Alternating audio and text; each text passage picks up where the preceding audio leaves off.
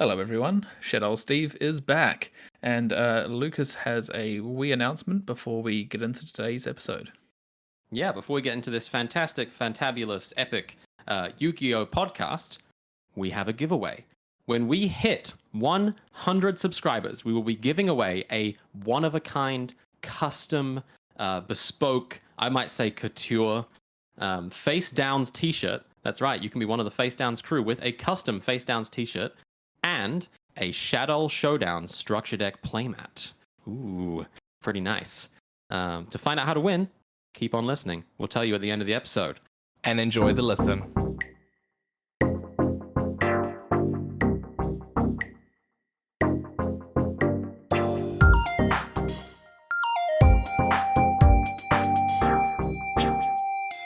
Hello and welcome to the Face Downs, your source for TCG news and all things Yu-Gi-Oh! I'm Lucas. I'm Ruben. And I'm Joe. And I did not forget the intro. It's been 2 weeks, but I didn't forget it. Never. Consistent. Yeah. Well, we're here. Welcome back. Thank you, everyone, for sticking with us. We took a week hiatus because, we felt like it, and we were not up to scratch last week, and we aim to not deliver subpar content for you listeners. Only the best. We took a week hiatus because we got COVID. Yep. We had coronavirus. Miss Cornova, she did get Lucas and I. Wait, do they cancel you on YouTube for saying that? I'm pretty sure you get demonetized. That's why I say Cornova. Cornova? Not like we get money anyway. Yeah, I just say Cornova. And what else? People say panorama instead of pandemic. Yeah, I had COVID. That's what we had. So it was a rough one. Haven't been playing a lot of Yu-Gi-Oh! I personally got really knocked out. Ruben didn't. So I guess he's the superior duelist in that way. I lived. Yeah, we are no longer in person either, so we're back to the Discord server. The flooding did subside. We were able to get home. Yeah. Took just in time to catch COVID, you know? Yeah. So happy. Which, unfortunately means we did not get to play in the large-scale-ish New Zealand tournament that happened over the past week. Yep, the Pranky Boys winner case tournament that was held in the brand new Card Merchant Hamilton. Woo! Devastated that we couldn't go. Obviously, Wilson has been a long-standing community member. And we never will. I mean, it's so far away. We're just never going to go. But yeah, Wilson's been a long-standing community member, so it's really amazing to see his dream realized into holding a physical store in the Hamilton region. And I mean, this was a pretty interesting event. It was quite fun keeping up with it on the sidelines. But before we get into any kind of meta stuff, Joe, how you doing? How have you been? Yeah, pretty good. I also haven't really been playing a lot of Yu-Gi-Oh! Lately. I went down to Queenstown. Perfect dig game. Thanks so much for listening. Yeah. Sorry, Joe. Anyway, no, I went down to Queenstown for a weekend for my wife's birthday and stuff. So I sort of chilled, and it was kind of nice to like take a little bit of a break from Yu-Gi-Oh! Because we obviously had the free weekend, and that like was a lot of Yu-Gi-Oh! In one weekend, and then I kind of I'm not feeling burnt out, but like maybe a little bit like so. I didn't want to like without us. Yeah, maybe. But no, I just didn't want to force myself to play. So I kind of took a week off there and then just took another week off. But I'm gonna get back into it this week, ready to go. So yeah, well, we have OTS championships this weekend. Yeah, and considering I haven't been able to play any competitive Yu-Gi-Oh! In a while, I'm just gonna wing it on a good deck. And from the looks of it, it seems like the meta is very adventure-y. It's very combo-y, but not quite like the combos you were used to in the previous format where people were actually committing resources. It's a lot of very small engines kind of slammed together with the hopes that one of them will connect. You know, the classic, like, I'm going to combo for a bit, and when all that fails, I'll just activate the Fusion Destiny I drew, I think is kind of the format. And I guess maybe that's why we've all been maybe not super excited to play. Yeah. I mean, me personally, I think this current format is kind of showcasing everything that's wrong with all the engines at the moment.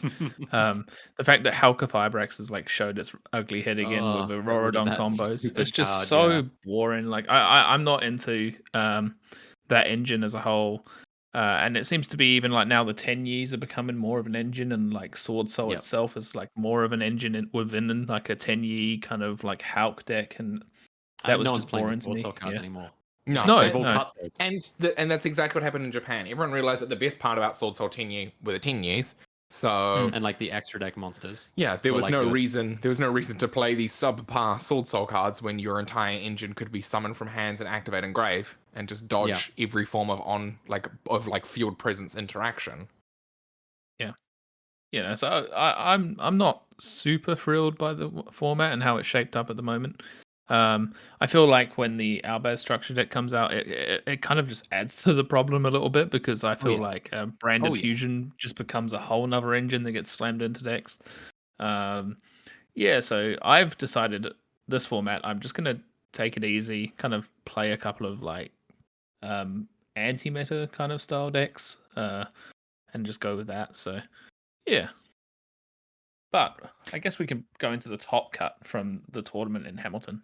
Yeah, so the Pranky Boys, the winner case tournament, I believe it was 56 players, if my memory serves me correctly. So 56 players, that equated to 6 rounds of Swiss and then a top cut of top 8.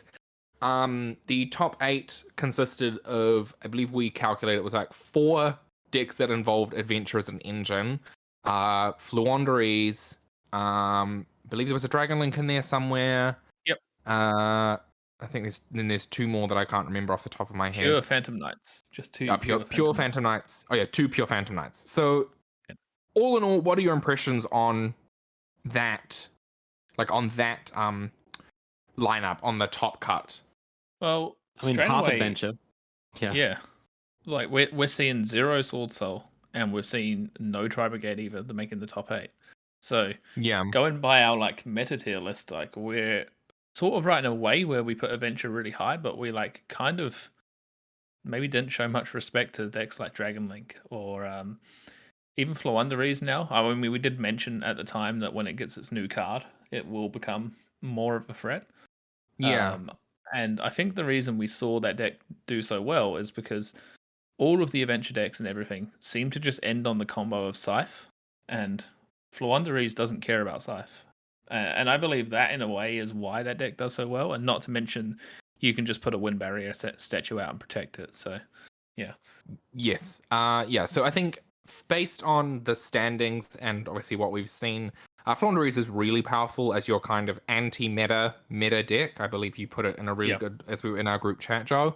Like, it is the most meta deck that is the most anti-meta.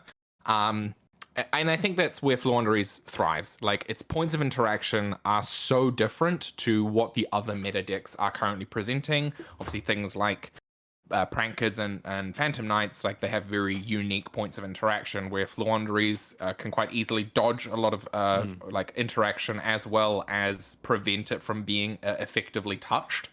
Impin is really powerful. As just a floodgate monster. I think really that's what carries this deck forward. Like you said, partnered with the Winged Barrier statue, a card that everyone thought was gone because of Smorg no longer existing. This deck can just search it, so it's not really it's not really that inaccessible. And then obviously when you start getting to your turn 2s and 3s, Mega Riser loops, Avian Omni negates, traps being able to book, and then your effectiveness of being able to essentially recur all your pieces from banished, banishing cards from grave. This deck's crazy. Yeah, not to mention like you get to play Dimension Shifter. Yeah, I think that's like Shifter's huge. I think that's like the key difference is because Maxi is banned. Dimension Shifter is functionally like as good as Maxi, and arguably better at in certain situations, but most decks can't play it. So if you can play essentially what is, a better Maxi, it literally stops opponents from playing, not just like punishes them, I guess, for playing. That makes your deck just a little bit better. And Fluonderies certainly struggles at going second. So that's like a pretty key aspect, I would say.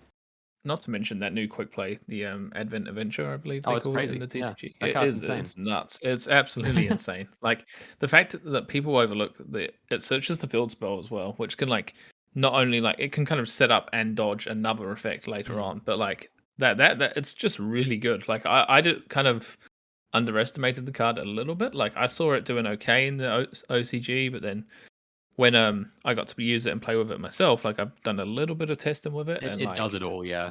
every time I draw that card, I'm like, yep, wait, I've got this. But the fact you that know. you can use it like droplets as well, where it's like Oh yeah, you normal a bird, resolve it like a Robina.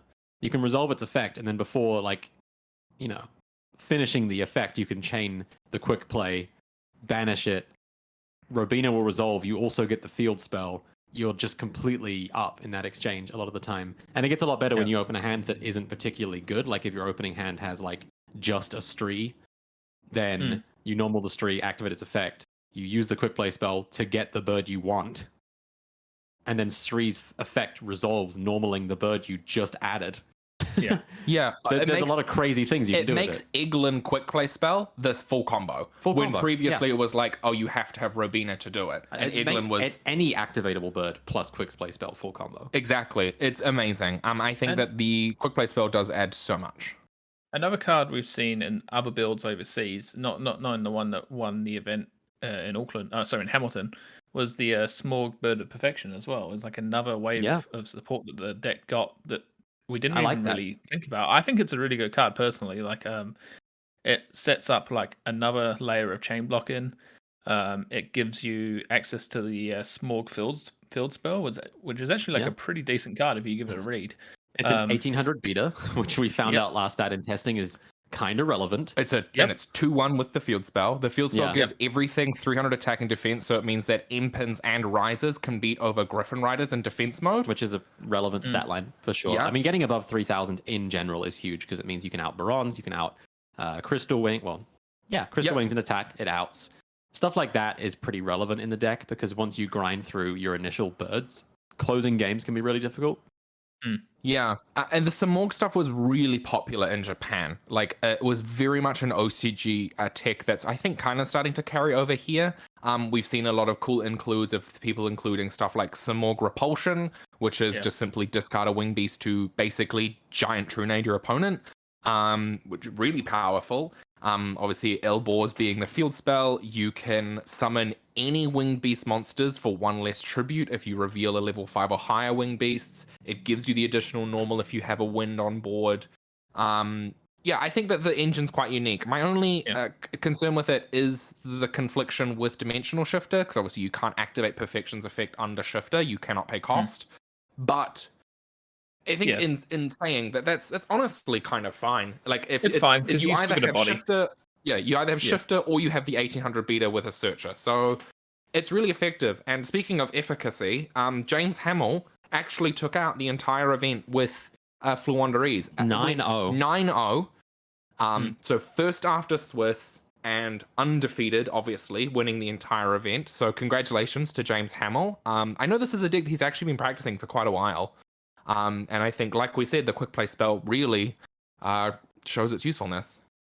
It's pretty cracked. Yeah, and from the look of his build, it was very much like without taking anything away, it was a very generic kind of Fluanderese build. It was like made to just be streamlined. Ghost Ogre and Snow Rabbit, I was the only thing I maybe saw that was like obviously beneficial to him because it hit the Adventure engine, and like there was 4 other Adventure decks in that top 8, so it was a good metical. I mean, he's got 3 Ash. He's got a Crow in there for DPE and presumably other Adventure / Phantom Knight / all kinds of meta hits. Yeah, I like it. I think there's like a good lineup of hand traps in general. I know, Ruben, you had issue with the fact that Ghost Ogre and DD Crow can't activate under D Shifter. Yeah, I mean, I personally, again, it's like it seems a touch counterintuitive, but I think all in all, like you either draw Shifter, which time walks, or Ogre and Crow, which can definitely cripple. There's kind of a feeling of just like, oh no, my Ogre doesn't resolve under D Shifter. I guess all I have is D Shifter, the single strongest individual Yu-Gi-Oh card ever printed for going first or second. Oh well, it's like, it doesn't matter. Who cares? You're winning. What the hell is any deck gonna do? Like under D Shifted, nothing. To be honest, he's lucky there was no Sword Soul because that would have actually been a pretty good matchup for this deck. The other thing that I always worry about playing Fluanderese is coming up against another Fluanderese deck because that's also true. That mirror match is horrible. Like I believe there were 3 players. It's rough, because all of your interaction is bad. And they all Barrier trigger statue each doesn't do other. anything. They trigger each other. Yeah, that's a miserable It's a time. miserable mirror match, and like the normal summoning, like I remember like rule-ins at Palmy OTS Championship were just Don't even absolute worry about nightmare because it was like normal You- summon. Wait, what one goes now? you want to face like 9 adventure like Phantom Knight players in a row. Yes, like yes, that is the that's what ideal you for want. this deck because you are just designed to hose them with normal barrier statue pass. Like that's enough. Yeah. So everything else you do, the dimension shifter, the ash blossoms, the riser, whatever. Like the Book that's of just- Moons. Yeah. You've got so much. And then side deck. I would say the side deck for James's list is pretty standard. Obviously Lancia probably being the best hand trap of the format. Like as probably the first auto include for any side deck. And then Cosmic for banishing based removal, Lightning Storm for destruction based removal, Dark Ruler opting to transition to more towards a kind of on-field negation as opposed to something like evenly matched, just because of Lancia running around so much. And then finally Harpy's Featherstorm. I know Lucas has a particular umbrage with this card because it's a bit win more. I think I would agree with that sentiment. It is a touch win more, but I mean, if it hits, it hits. And when it hits really good. Yeah, it's like a card that when you're already winning, you flip it and your opponent goes, yeah, next game. What was I supposed to do, right? Like, it enables a kind of feeling of just like, oh yeah, why did I even bother? Like, you had Harpy's Featherstorm the entire time. And obviously, like, there are hands where you can normal a bird, it gets Veiled, and then you set Featherstorm and, like, hope that your opponent doesn't set up a board and kill you and you have enough to play through their stuff next turn. And, maybe, you know, I never liked it for that reason. It felt much worse in those instances than a Floodgate, because a Floodgate just slows the game down for a long time. And that's why I always preferred it. If I was going aside like a really reactive, just kind of like, oops, flip a trap card, then I'd prefer something like Rivalry or something, just so that like my opponent actually can't play for a bit. But I think generally it's probably fine. Like, decks can break the Floowandereeze board, so I guess Featherstorm just means you don't get broken as much. Yeah. Not sure. I'd have to ask him how much it actually like came up. Yeah, I think it's a I mean, pretty if good you card. wanted to learn more about it, obviously there is a really great deck profile on the Your Move TCG YouTube channel with James detailing it. So definitely go check that out on the Your Move TCG YouTube page. And then what else topped? It was so second place was the Invoked DPE deck, which was piloted by Michael Dwan. I think that's kind of there wasn't really much in terms of like surprise. there we go. Adventure Pranks, Dragon Link, Adventure PK, Phantom Knights. A lot of the Adventure same, VW. honestly. Adventure VW, shout outs to Cody, the only person I think on that deck, or you know, that I saw on the day. And then Brave Eldritch DPE and another Phantom Knight. So yeah, you know, that's the meta. Yeah. It's a lot of P's and K's, and then a little bit of kitchen sink to go with that. I think the reason we're seeing this massive shift towards PK has to do with Protoss's ban. I feel like since that card's gone, like PK has kind of been freed now, like to kind of thrive in this meta. That's absolutely. And I feel like that's also probably why we're not seeing Sword Soul anymore, because I mean, from my experience playing against PK with Sword Soul, it was quite a rough matchup. Maybe I just wasn't very good on the day. Protoss, yeah. But like without Protoss, it's kind of hard to do a lot if they just open the hand traps against you and then have their 25 extenders to play. So well, also we talked about in a previous episode, you know, I whinged about how payoffs have gotten way too easy. And Adventure is just like the freest payoff. Literally just draw a card, you go +2 and get in the gate. There's no cost. Like, as long as your deck can facilitate it, you don't use normal summoned effects. Why would you play a deck that doesn't play Adventure unless it is abjectly anti-meta or broken? So Dragon Link makes sense. Floowandereeze makes sense.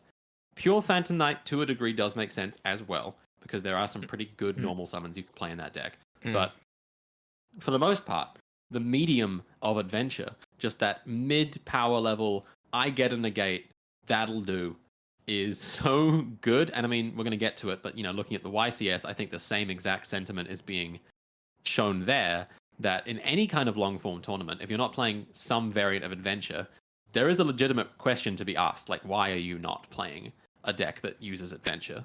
It's Yeah, Yeah. it's a little worrying, I guess. It's a little troubling. It's also $500 for the engine. It is so- also $500, and there's a good chance that a lot of people not playing it just don't And- want to buy it, which is fair because it's pretty boring. It's going to be around for a while as well. I mean, I don't know about that. a while, like as in until at least May, like because Yeah. Yes, Got a or couple that months. is the next that few statement is correct. months. Yeah, the Yeah. next few months. I can't see a world in which this doesn't get the 3-2-1 treatment very quickly. Yeah. Whether or not that's right or Enchantress, who Or knows? both. But I definitely foresee like Konami's going to have to start going. Yeah, a problem. we oh god, we really messed this one up, and they're going to keep doing it. I mean, looking it's- at branded. It's already at that engine is already at 2-2 in the OCG. Yeah. They already are down to 2 Enchantress, 2 right, and it's still topping. My VW list ahead of the curve by already playing 2 and 2. Yeah. So realistically, I think that adventure will be around. You will absolutely have to prepare to deal with it. And that's where things like Ogre, I think, are kind of starting to tick in. Obviously, Lancia's hit a lot of decks at this moment in time, and that's definitely one that can hit it as well. What worries me though is that everyone's playing Ogre and Adventure still is topping everywhere. I don't think there's like You any. just have to like draw Ogre. I just think Yeah. there's like nothing that actually deals with it because everything you put in to deal with Adventure is then not used on the deck that they're playing. I think That's the problem, right? a lot of the problem comes with sure, you have your Ogre for the Adventure token. Now you're playing with 4 cards in your hand, and the Yeah, person do you have can still Imperm for the go house, into their- dumbass? Yeah, Yeah. they can still go into token 4 collector cards, for the yeah. right. Yeah. It really feels like a have 2 hand traps or Or get bust, owned yeah. kind of situation. And of course, Imperm Nib still does the job, but that's asking a lot of a deck to always open that combo. And then you only have 4 cards to work with on your own turn, so you have to be playing a deck like Prank Kids perhaps, which I presume is playing some variants of those hand traps that can play with 1 card. That's kind of your only option. So for someone like me who likes to play decks like VW, what am I to do? I want to play, but I can't forfeit that many main deck cards to just playing a crap ton of hand traps. No one can. Realistically, Well, Prank it's, Kids, it's- but that's the thing, is it's the one deck that can. And Sky Striker, I like the 2, I'd say. Yeah, but at that point, like in particular, the Sky Striker, you are cutting into your own count for like you're ticking too hard towards the meta, of which is very diverse. Obviously, we discussed those top 8 lists. Your really only through factor was the Adventure, and then probably Prank Kids, Phantom Knight being the most represented. But even then, like your through line is Adventure or the inclusion of Adventure engines. And I mean, this carries over to the YCS Las Vegas that has just concluded. This was taken out by 60 card Dungeons and Dragons, or kitchen sink as people are knowing it to be. This is a 60 card deck. Was it actually the 60 card? It was deck? literally 60 card. It was Amazing. 60 card. So this is basically, this is probably where Yu-Gi-Oh gets bad. Where we just see 6 engines jammed into a deck and it functions and succeeds. Yeah. I've got a I agree. fallback plan for my fallback plan. Yeah. Which then has a full black plan. Yeah. It also helped that the pilot was just drawing like right plus E-Telly plus Fusion Destiny plus Called By plus Ghost Ogre, like every game was like their opening hand, just like, I just drew everything. I think I saw Fairy Tale Snow in that deck as well, and like there was a that Snow. could be another discussion point. Was that a mistake bringing that card back? Because Probably. I don't think it's a healthy card. it doesn't seem healthy at all. Yeah, It seems like a completely resource positive card that just uses dead cards in your graveyard, of which you can get about 20 in any conventional combo for free interaction every turn plus a body. I mean, that's who would ever argue otherwise? Kind of stupid.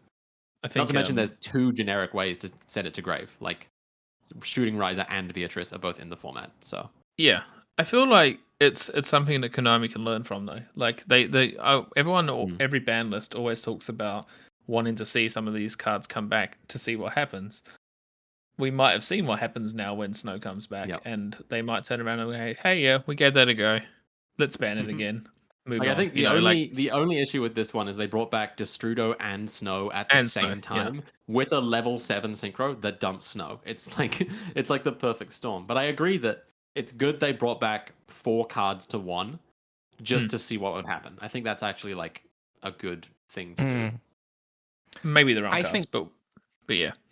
Yeah, so it was won by Paul Aronson. He was on 60 card Destiny Hero Link Punk Adventurer. What a cool deck. This is legitimately the culmination of every single engine that is basically prevalent in the meta.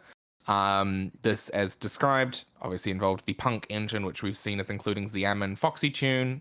This included the Rose engine, or Rose Dragon engine, which is Red Rose, Rux Rose, Basil Shoot.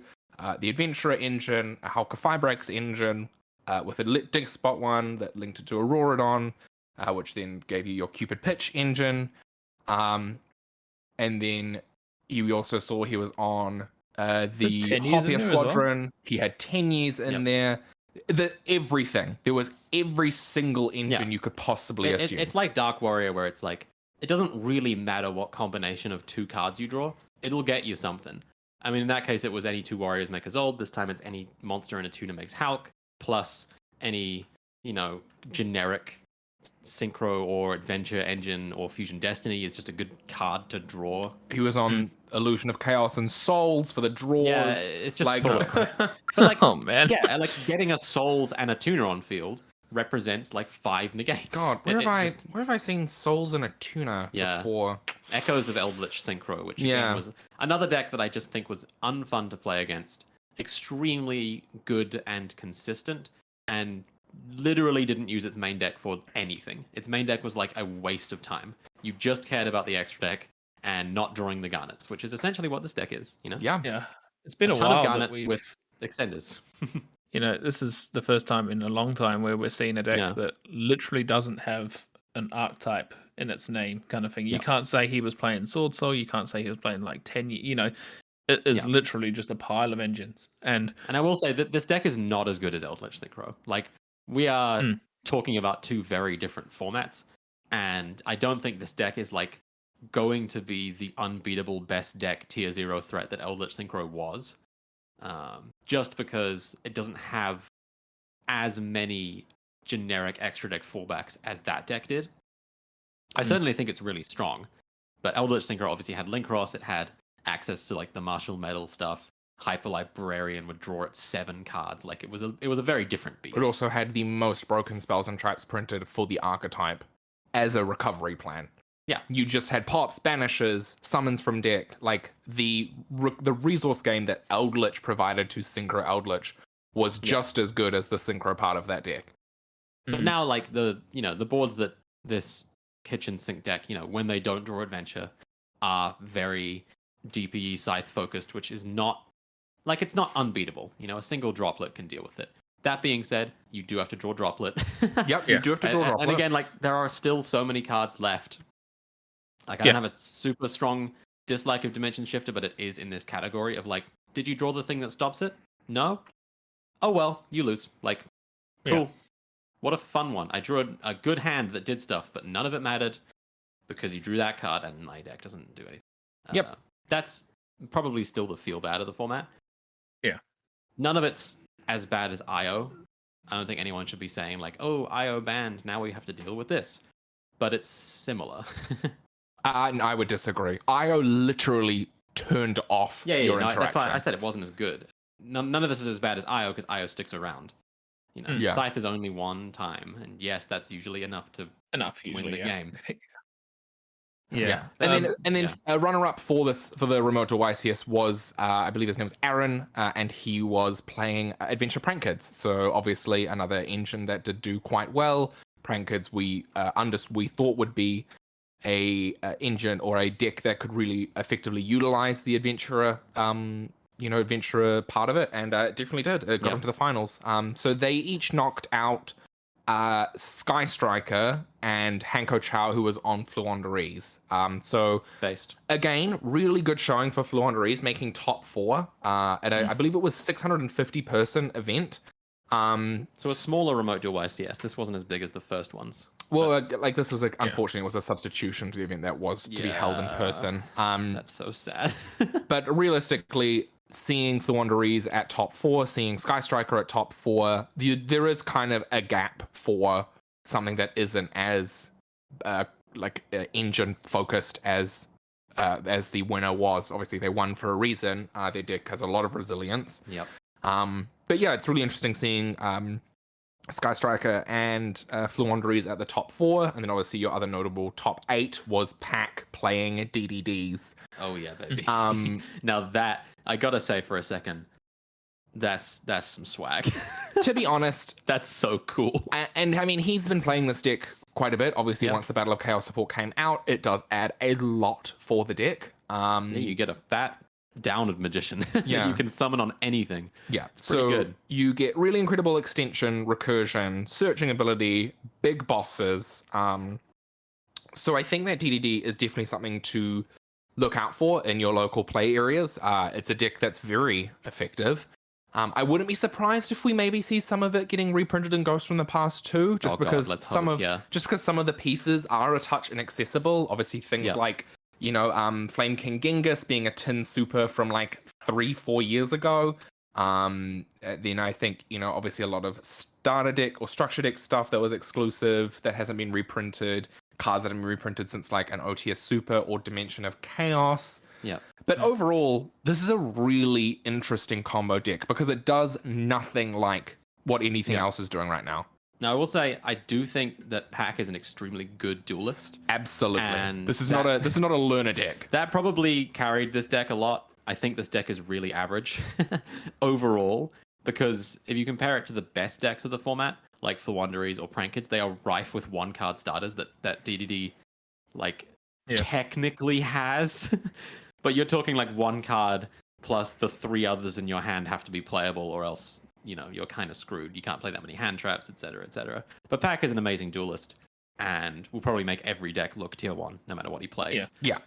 Do want to give a quick shout out to Prank Kids as well for just being like the best thing you can do with your normal summon. Like that's basically it, right? And I think all these other decks are my tier 3 Copium shout out would be for Drytron Megalith. Yes, it did make top 16. Still good, baby. Which I think it's still good. Yeah, 50 card. 50 card DP Scythe, I believe, was in there. Yeah. So it was like a 50 card Dagger Scythe Link Megalith spam deck. The interesting part about it, though, is he was on triple Phantasme and triple Fafnir, the field spell. He was on Phantasme, yeah. Yeah, so like, what do you think of that? I mean, he's gonna. I'm gonna wait for his profile to come out and have a wee look at it, because there surely must be a reasoning for it. Like, it must be. Fafnir is good against some decks, like the Floodgate effect, because it reduces levels, right? Yes. Yeah, so it's good against Synchro, and it's good against like really good against PK, because that turns down their levels. So that actually is relevant. So maybe that's why they were just like more in on the field spell, because the Floodgate effect is pretty good. Way it gives you 6 copies of Nova as well going into it with a 50 card deck, which is not like a bad idea. It's like 6 copies of Nova or 4 copies of your ritual spell. Like you are very much in the flexible spot of being able to find the cards you're missing. I think this is a really strong engine. I mean, I've always liked the Megalith stuff in Drytron. The synergy is so there. Phantasme. I really very interested in, obviously I think this deck succeeding is a result of Droll not being as popular. And this is something we've definitely seen popping up in deck profiles, is that Droll isn't really showing up at this moment in time. It absolutely could. But I just personally don't think it is as powerful as it could be. But what are your thoughts on that? Like, how are you feeling? Like, what are our hand trap analysis for something after seeing this card merchant, the Winner Case event, the YCS? Like, are we feeling like any hand traps on the rise or on the out? On the out, I've not seen many imperms as much. I think, like, if you play imperm, you have to play nib, or vice versa. I feel like Ghost Ogre is on the up. Obviously, it didn't see any play in the last few formats or anything. Lancia, definitely the best hand trap in this. I haven't seen many main in it at the moment, but like definitely the best side deck hand trap.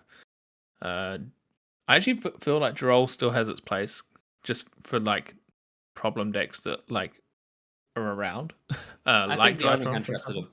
I think the only hand traps that are viable are floodgate hand traps. Still, I mean, Yeah, we've been dealing with this problem for a while, token and sure, collector as well. Yeah, we traded Yep. out Droll for Lancia, but essentially what you're saying is that like hand traps that go 1-for-1 are just not really viable anymore. Like Mm. going 1-for-1 against the kitchen sink deck is not going to do it. And Interestingly though, I feel like Ash is still hanging around, and I think that's just because of how it just hits so many things and like I the think Ash pops is and stuff. it's just a main deck placeholder. Yeah, Like you put it in the main deck because it's going to do everything you want, and then you take it out like as fast as you can against most matchups. yeah, I do think token collectors seeming underrepresented, and it's bizarre because if you look at the top cut of a lot of these tournaments, it's mostly adventure, and Mm. if it's not adventure, it's often Auroradon combos and things that token collector is like ostensibly really good against. So I'm surprised to not see that just everywhere, like even in main decks at this point, because again, it feels like a main deck Ash, while it's still good, is almost a liability against like the best decks of the format, and therefore yeah. having something that is higher impact but maybe like less applicable to most matchups is worth it because your main deck is often decent at going second. The adventure stuff is really good at going second. Like the kitchen sink Tenyi deck is pretty good at going second. It plays a lot of like board breaking cards. Vashuta's still a crazy card. Yep. And I don't know. I have a lot of main deck Lancia and Droll been popping around, and I'm kind of pilled on it. Like, if you're not playing that, then it seems kind of weird to just play like a couple ogres here and there. Maybe I'm wrong. No, I think the only thing I'd say that like say token collector doesn't do compared to like a Lancia or a Droll is it just doesn't do anything versus too many decks. Not saying like I know all the top decks will get hit by it, but like if you come up against Floowandereeze and you draw that, it's gonna be you're gonna then be playing with 4 cards against the Floowandereeze board rather than your full hand. Whereas if you draw a Lancia, that's going to be good against not only Yeah, well, I think the Lancia is adventure probably but the main everything deck else. But card. yeah, Lance I think is so. really powerful right now. I think a token collector will always kind of stay in the side unless we get like some kind of weird tier 0 format. I mean, if that tokens. tier 0 format doesn't include a single token, then it's Yeah. obviously on the out. However, seeing a Auroradon pop back up, seeing the adventurer tokens run around, it's not really I definitely think that token collector's place will continue to remain. I don't really see a necessity for it to be out at the moment. Potentially not at the highest caliber as it was previously. Obviously, the diminishing success of Sword Soul definitely warrants it to not be as prevalent. I mean, even just in that, like we're seeing a lot of in this top 16 list, he was on 1 because it's a really good Beatrice target. That's obviously quite a common interaction for any deck that can put 6s together. And I think that Token Collector is a really good floodgate hand trap. Also insulates your plays from Nibiru because they can't summon a token. And I think that that's where it'll probably lie. It'll continue to see application until token-based strategies go away. And I don't really think that's going to be for a while, especially with kind of the product release schedule on the horizon. I think, if anything, Adventure is going to be more popular once the branded decks come out. Not to mention that a lot of the decks can play around stuff like Droll, like you can brand it opening and draw step so that you don't get drolled. And then it means that your first hit would be like a Water Enchantress, which isn't a hit. Like, that's fine.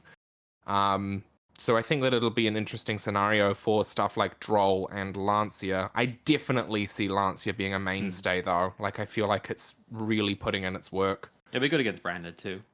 Yeah, because it just turns off Albion. Yep. And the other one, because the other one has to shuffle back from Lubellian shuffles from and your Banished outer Grave. resources. Look, if there's any evidence that the game is going to get worse, it's that there's no doubt that branded is going to be everywhere. Yeah. And it's just going to layer on top of this stuff in the most disgusting and just horrible way. I can't It could say be I'm in for looking a forward rough to few it. months, yeah. Could be. Yeah. Which is odd because it's like a new product should always be exciting. And I think there's like this dread right now about product coming out of just like, well, here comes this. Like DPE felt that way, Dragoon felt that way. We felt a kind of way about Crossout, but also Adventure has totally lived up to its hype. Branded is totally going to live up to its hype, and there's this impending dread of like, can we just get like decks, please? Can we just get like a cool new deck? Mr. anything, That's the new deck that we're excited about. Yeah. Mill. DPE is definitely something that we said that was going to be huge, and it definitely has been, and like that's something that will have to be. In spades. It's gonna be have to be addressed. Come ban this time. It's too good. I guess the question is, like, where are we expecting or wanting Yu-Gi-Oh to, like, what is the deck that you would hold up as like, this is really awesome deck design. I want every deck to play like this. Like, when was the last time you felt like a deck really captured your attention that way? I mean, DDDs. Like, that's the perfect example of like a deck right now. That's a great one. And I mean, and Fluanda. Like, Fluanda are a deck that are an insular engine. It's a little degenerate. But yeah, but that's a little bit. But that's the caveat to it. Like, it has to have something that's unfair about it. Otherwise, it doesn't succeed. And this is exactly where Sword Soul has fallen off, is it lost its unfair tool. I think DDD is like probably the best answer, because you're right. It doesn't do anything particularly degenerate. It's just like a really good deck that's cool. That's it. Like, that, no one's gonna be mad about it. It's a unique strategy. It utilizes every summoning mechanic, which is very interesting. And its payoffs are interactions at ways that aren't common practice. You know, taking control of monsters or taking them as Xyz material is quite unique. Negating effects on field using Siegfried is really unique as well. So I think that there's definitely room for something like a DDD style to continue, because it is the most insular of an archetype with the coolest play style. I mean, I think like the Valiant deck looks like a really cool deck, you know, from Tactical Masters. And that's like what I want things to look like, is you read the cards and you go, that's such a cool way of interacting with the board. I can't wait to like introduce that into the format. But I think we've taken a bit of a back step from last year's Yu-Gi-Oh, where like at the start of last year we had like kind of a cool amount of decks, but none of them were like particularly super unfair, if that makes sense. They were like, Wasn't the start of last year like it was like the full power. No, I think I'm thinking more of like when we had the 3v3. Like, that format was like a lot of Dragon Link. I have to admit that was bad, but like there was Invoke DP, Invoke Shadol. No, that was Trizu. I'm actually. And then there was Trizu. Clear your throat there. Yeah. No, Trizu. I don't know about that. I'm gonna have to admit right now as well, to everyone listening. I tried to spend the whole entire year not saying the word Shadol. And last podcast, no one picked it up, but like a couple of podcasts ago, we were talking about the multi-format, and I let slip that I played against a Shadol deck. So Steve's back. It was hard. I mean, literally multi-format duelist. Steve's alliance. Back. Steve's back, baby. Woo! But yeah, I think you're right. Like, it's an interesting time because it feels like a lot of decks are losing their unfun button, but at the same time they're releasing so many decks with unfun engines. Yeah. Yes. Like, you know, you harken back to that last 3v3 event. Like, okay, it was really good. There was Trizu, which was ridiculous. You had Prankers at essentially full power, which was 3 Meow Meow and anything that they basically wanted. Which was an objectively cool deck, and would be cool. Like that deck was insular and you had like fun. Combo Dino, which Dino was on, but also like regular Dinosaur was still quite good. Obviously, lots of Dragon Link running around because it was still triple Striker Dragon. And invoked Shadol Dogmatica. The deck that just never gets hit. Which that deck always sucked. For reference, that deck is like the same problem as every one of these. I mean, I did very well in that tournament purely because I was on main deck triple Droll and triple Phantasme. You weren't playing Nadir 7. You weren't playing the Dogmatica part. I wasn't you were playing the Dogmatica, cooler version of the deck. Yeah, you're only just invoked Shadol, which I think is where we're losing a lot of the uniqueness and a diversity in deck construction, because realistically, like we've said, the top 8 of the Hamilton event, 4 of them were including Adventure. Yeah. The top 16 of the YCS, see if I can find the tweet, live editing. I mean, the finals were played out by 2 decks that included Adventure. Yeah, they were both playing Adventure. So there's just no room for like a unique design. I just think as well, a lot of decks crumble to the adventure stuff. Like Utopia is a really good deck that's cool to play, but it just can't it can't beat after using 2 hand traps a negate. Like it's not that kind of deck, and I think that's holding some of the more interesting. Like I think Utopia is a contender this format. I think DDD is very much a contender. I still think like B Trooper could have some legs. GPBs. If this stuff wasn't so backbreaking to play through after you've resolved some, effects. I think we've spoken about it quite a lot during multiple podcasts where, and I think one of the times we even talked about Dragoon when that was a problem, being a boss monster that you just fell back on. And like what Yu-Gi-Oh has become this format is like, you go for like you almost tick off the engines as you play. You're like, okay, well I used this engine, didn't work, that gets to cross. I guess I'll move on to this engine now. Like during the game, and it becomes like you're just playing like good cards with an alongside an archetype, or as we saw in the YCS, you're just playing good cards. 6 engines. So for reference, I just did the look at the top 16. 9 out of 16 players were on adventure. Yep. So that's again over half. And how many of those are on Flanders? One. One DD, one DD, one Fluanda, two Drytron, one Striker, 1, 2, 3 Prank Kids, and then Destiny Hero Link Punk Adventure. There was like a 10-year Sword Soul. Oh, there's 3 Drytron. Yeah, like so it's like every deck is using adventure. Yeah, let's see. 1, 2, 3, 4, 5, 6, 7 decks included DPE. So amazing. And honestly, that's a YCS moment. Like, I do think there is a difference between the winner case tournament that happened here and the YCS, and that is that like at a YCS, your ability to you're going to play a lot worse players on average in Swiss because there's more people there, and as much as your deck needs to be high roll to beat like average decks, you just need a DPE. Whereas I feel like in an event like ours, pretty much everyone you face for the most part is going to be good or great, and therefore like the adventure decks that are like playing slightly more resolute packages seem to do better. But certainly like I think Striker summoning a DP and setting Widow Anchor like probably beats your first 3 round opponents in YCS. Like let's be real, unless you're just unfairly paired up against like 3 pros in a row. Yeah, I believe also, for reference, Pac went X1 after Swiss, only losing to Gadget, Gadget Brave. Brave Gadgets. I'm pretty sure Gadget was in reference to Cybers Gadget. To how? Oh, yeah. Yeah, I think. To like the Verte, Brave, etc. That whole hullabaloo. Another engine. So another engine. You're absolutely correct. Another engine.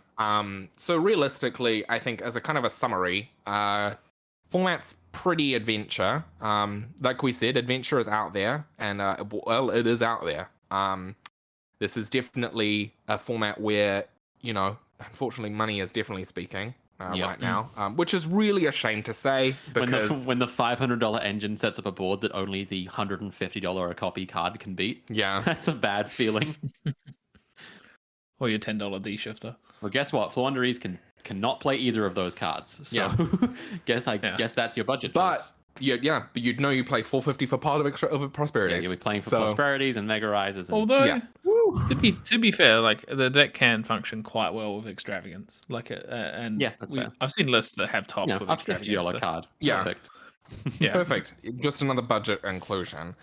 Realistically, unfortunately, money is definitely speaking this format. The engine that is the most expensive is seeing the most success, and I think that's kind of unfortunately where this is going to go until like May or April when we get the structure deck. Yeah. Now that you say that actually fucking sucks. That sucks real bad. Yeah. Because it felt like every format up until the last couple of years, there's been like a cheap deck, or a deck you just didn't have to spend dumb money to play. And it hasn't felt that way in a while. Not even like you can buy 3 of those structures when it comes out and play well. It's you grab 3 structures to get the free brand of fusion. Was Megalith Drytron playing Prosperities? No. No. Okay, that's your budget deck.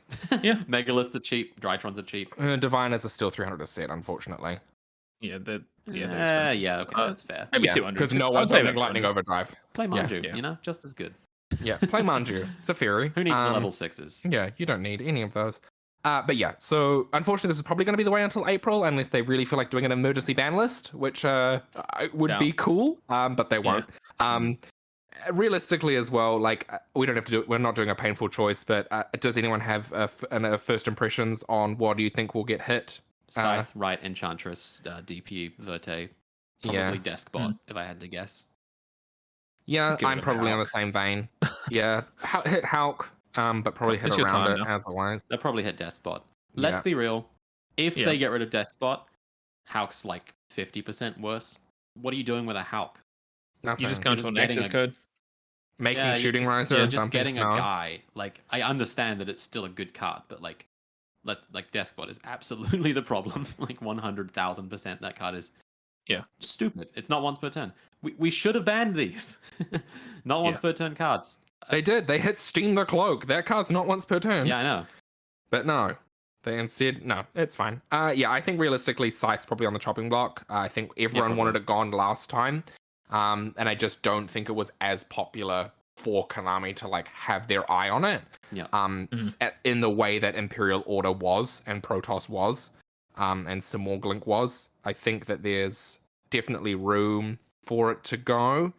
I mean, once again, Dual Overload providing the coolest cards into the format, being Dagda, Verte, Halka Fibrax. Ban that whole set. Yeah, there's just so many would be lost. cards. Nothing would be lost if they banned everything from that set. No. Abyss King Gilgamesh. Let him go. I'll let him go. I don't think that card's also bad and broken. They shouldn't have printed him either. It's like they're all like these really poorly designed cards that do too much. That's the total definition. My concern with this format is like we're only a little bit in and we're already talking about a ban list. So like that's already a sign of like an average format where you just want the format to end already. It's a sign of a repetitive format. And let me tell you, Rite of Aramesia is the most boring Yu-Gi-Oh card ever printed. It has already beaten Alistair. Yeah. At least Alistair can make like a few different guys. You could make Caliga. That's kind of funny. I made Raijin a lot. I thought Raijin was good. Purgatrio for the win. Like that's cool. What do you do with Rite of Arquides. Aramesia? The same thing every time. Literally, there's no variance. There's nothing. It's so boring. I hate activating it. I love Illegal activating it. Knight and Dimension Force. Yeah. Yeah. The deck just gets better. I'm at the point where I've looked at Despia and I'm like, I was so hyped for this, but now it's just going to become like an engine, and it's become the sad. evil you knew. Yeah. There'll definitely be a way you can play it that isn't an engine. Oh Bad Joe would be like, I hate Shadow.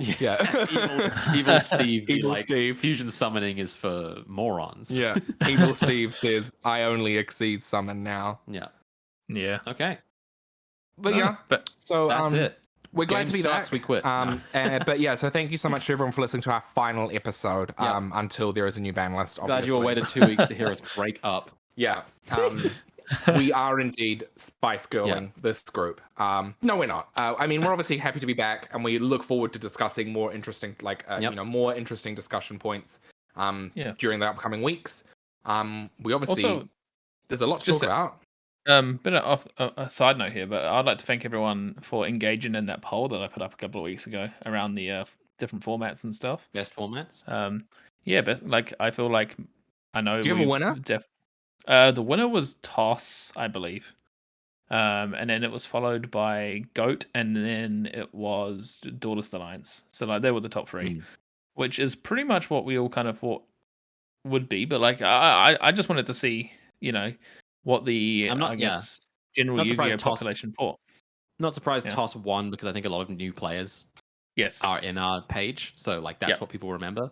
I would like to give a personal shout out to everyone for having bad taste for not voting for Plant Synchro, the actual best format of Yu-Gi-Oh of all time. It's fine. What one did I vote for? I can't remember. X-Saber format, maybe? I don't know. I can't remember. I vote for... Maybe it was Dark. Maybe it was 2012. I think I voted for 2012, like Dark World Wind Up. Yes, I'll vote. I'll vote for Plant Synchro all day. Everyone should try that exact mirror match out. I think it's the best mirror match in Yu-Gi-Oh's history. Legitimately the most fun you can have playing Yu-Gi-Oh. But a close second would be Edison. I think that's like a pretty good mid-range interactive format. When Yu-Gi-Oh was good. Unlike now. God, you sound like the Yugi boomer. I am a Back Yugi in my boomer. day, I've never. What are these arrows on my board? Yeah, I Why hate are there zones above my these monster arrows. zone? They point towards my disappointment. Yeah. Yeah. What am I supposed to do with these pieces of space on my Yeah. board? But all in all, we're happy to be back. Can't wait to do more event coverage, more card analysis, breaking news. And- Get all your Crystal Beast stuff ready. There's a new structure deck for that just been announced today. So get Crystal Beasts. Giveaway. Yeah, and Well, so we've got a super exciting announcement as well. Yeah, and we'll actually probably do something so we can put it at the start as well, because no one's going to Yes. listen this far. But for those of you who heard the start of this episode, we do have a giveaway. And Ruben, you want to take us through how you can win those awesome prizes that we described? Oh, yeah. And can describe again. So for the one lucky person, we will be giving them one of a kind at this moment in time, Face Downs t-shirt, to your size, and a elusive Shadow Showdown structure deck game mat. This one's from Steve. Steve sent this one. This is a Steve submission. So we have these available. So we'll be doing this giveaway once we hit 100 subscribers on YouTube. At the time of the beginning of this recording, we were on 90. Thank you very much. So thank you so much to all 90 people who have subscribed to us on YouTube. We are 10 away. So to enter the giveaway, this will be for our New Zealand-based listeners. At this moment in time, we are not made of money and cannot ship things internationally. But for our New Zealand-based listeners, we just want to know your favorite fusion-based archetype from Duelist Alliance. Yeah, I know there's heaps you can choose there's from. so many you can choose from. But if you want to just leave a comment on your favorite fusion archetype from Duelist Alliance, and we will be randomly selecting one winner. Specifically comment on the YouTube video. On our YouTube video. You have to be on YouTube. Uploaded. And you have to be subscribed, and we will check. Yeah. And we will obviously... Yes, Joe? Yeah, once we hit the 100, we'll do it as a random dice roll or a random selector live on Facebook, and we will draw it live. All right. Yeah. So thank you. Please subscribe. Share it with a friend. If you want to win. Yeah. If you would like to win this elusive prize package, please subscribe and let us know your favorite fusion archetype from Duelist Alliance. And thank you so much to everyone who has listened. If you are listening to us along on YouTube, feel free to like, comment, and subscribe. It helps out a lot. If you're listening on your favorite podcasting app, drop us a review. That helps a lot too. And if you have any questions, queries, comments, or concerns, you can email us at thefacedowns@gmail.com. We look forward to any and all emails and hopefully can read some out on air next time. You can follow us on Twitter at the links that are listed below in the description. And be sure to enter the giveaway, and we'll be looking forward to drawing the name of that lucky person. And as always, thank you so much for listening. I'm Ruben. I'm Lucas. And I'm Joe. And you've been listening to The Face Face Downs. I've missed this. Missed the outer sync.